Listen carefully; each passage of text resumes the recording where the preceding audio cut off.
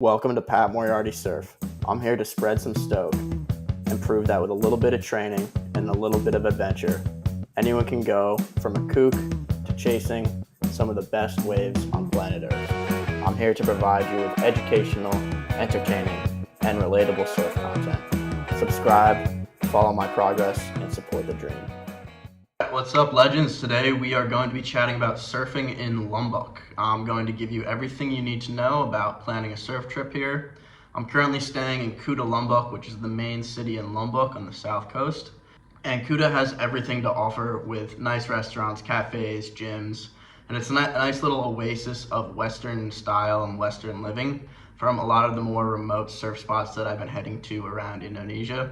So I've just come here to end my trip, treat myself to a little bit of comfort for my last few days before I depart, and I want to give you guys the rundown on surfing Lombok, everything you need to know. So first things first is, when is it best to come? Lombok is known for being a wet season haven in Indonesia. From October to April, trade winds can be a bit more favorable at many spots on the southern coast of Lombok. In the dry season, May to September, which we've just entered into, trade winds typically bring onshore winds starting at around 10 a.m. At the end of the day, it is still Indonesia, so you can get good waves by mistake. However, there are spots on other islands of Indonesia that light up better in the dry season and have these offshore winds that will groom the waves essentially all day long. So just know that if you're really planning on a trip to score some sick waves, I wouldn't say come to Lombok as your first destination in Indonesia. It brings a bit of a different vibe, which we'll get to later. And another thing to understand is that Kuta is far from what I would call an easy surf destination. I've made a video detailing the easiest surf destinations in the world, which you can check out here. But getting back to surfing in Lombok, it's good to know that every destination is essentially a 15 to 45 minute scooter drive, and most of the surf spots you need a boat to take you there. So as far as a surf destination where you can wake up, check the waves, and go surfing, which is really what I look for in a surf trip, this is very far from that. The surf missions here are just that. They are missions. You have to drive a bit. And so if you're into that, you like the adventure of it, then just know that going in. Now, what kind of waves are there and what board should I bring?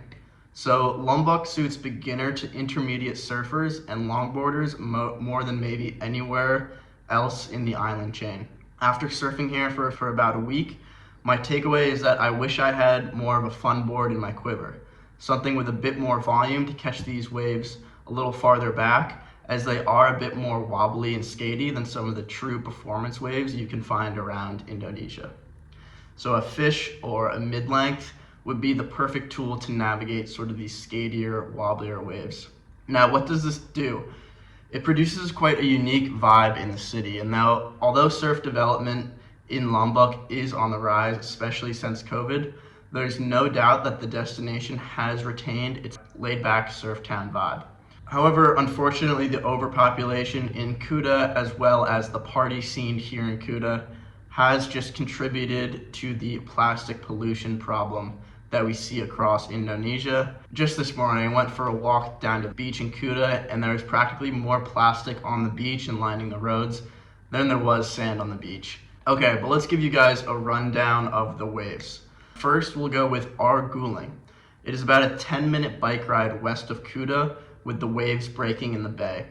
The wave is best surfed at mid-tide and offers a right and a left. The left breaks from the middle of the bay and is a bit gentler and less consistent, while the right peels off the west side of the bay and can get a bit more hollow and a bit more fun.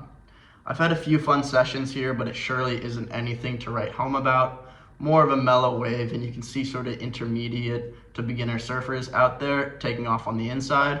So just something to take note of. Now let's head over to Grupuk Bay. Grupuk Bay is a roughly 20-minute drive east of Kuta and offers Grupuk outside for advanced surfers and Grupuk inside for intermediate and beginners. Additionally, on the east side of the bay, there is Grupuk outside left, which, despite the name, is actually an A-frame when working properly. I've scored this wave quite well and actually prefer going right on the wave, as it's a bit quicker and hollower. So for me, in that whole Grupuk Bay, my favorite wave has been Grupuk outside left and then hanging out on the right side.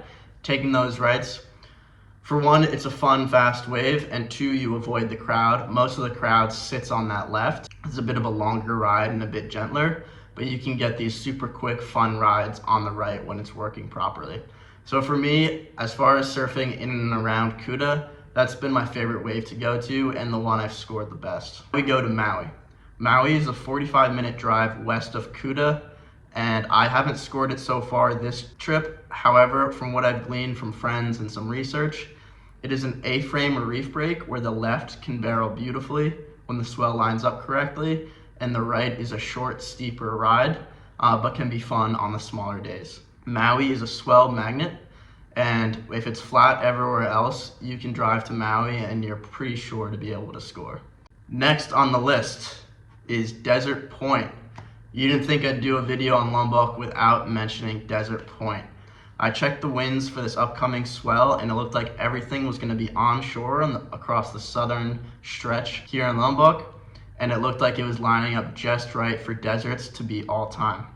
And despite feeling quite under the weather, which I have been these past few days, I packed up my scooter the other night and made the mission out to Desert Point. It's about a 3-hour drive from Kuta. It says 2.5 on Google Maps, but you pull up to this road about 2 kilometers away from the Desert Point accommodations, and it is the trickiest road to navigate. I was able to do it in my scooter, however, it took me about 25 to 30 minutes to go 2 kilometers. So keep that in mind. So it was a bit of a mission to get there. However, I got there, slept in a bungalow overnight, and then woke up to absolutely pumping, perfect Desert Point. For me, this absolutely made my trip. You can see in the videos here just the most perfect long left-hand wave you can possibly imagine. And it's meant for my kind of surfing, which is just going straight and fast on my front side. There is nothing better in surfing than going fast and going straight. You can see in these videos, I was able to score a few good ones.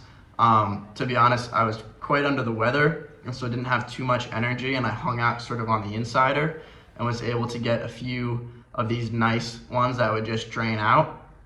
The one I have in the video was honestly the worst wave of the day, and I got a few photos from a few sick ones where I was able to find barrels, and that really stoked me up and made my trip. I would say in general on Kuta Lombok, my stoke meter about Lombok was at like a 3.7 before that trip. Really wouldn't recommend it to anyone, and then after that trip, I would say deserts shot my stoke meter up to like an 8 out of 10. I was super pumped on it, and it really made the last portion of my surfing here in Indo. I would keep that in mind. Kuta Lombok is not a surfer's destination per se. It is maybe for beginners and people looking to enjoy some Western amenities, get a little bit outside of a development like Bali. It is kind of a nice middle ground where you can score some fine waves and you can have some fun and you can party at night, nice cafes, all these things.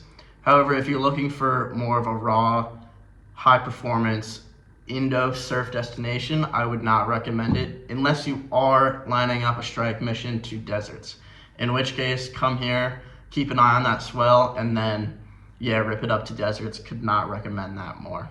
Those are my thoughts on surfing Kuta, on surfing Lombok in general. Hope you found this helpful. If you did, please leave a like, a subscription, and a comment. It goes a long way in helping me out. If you're preparing for your next surf trip, the most important thing is to be in surf shape before you go. And that is why I have prepared a 28-day surf fitness routine for you guys. You can download it at the link in the description below. It's the best way to support the channel, and it is the best way for you to get more stoke out of your next surf trip. Hope you enjoy.